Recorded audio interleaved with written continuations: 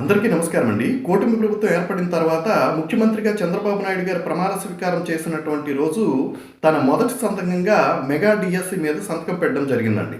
సుమారుగా 16,347 పోస్టులకి ఆ రోజు మన మెగా డిఎస్సి తీస్తున్నట్టుగా ప్రకటించడం జరిగిందండి.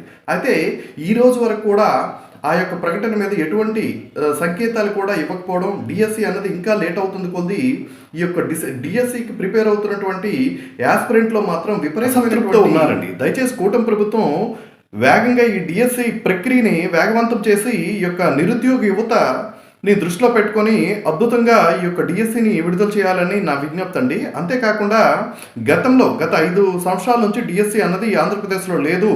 ఆ యాస్పిరెంట్స్ మాత్రం చాలా నిరాశతో ఉన్నారండి. దయచేసి కూటమి ప్రభుత్వం ఈ యొక్క డిఎస్సిని త్వరితగతిన వేసి ఈ యొక్క యాస్పిరెంట్ యొక్క బాధల్ని అర్థం చేసుకోవాల్సిందిగా నా విజ్ఞప్తి.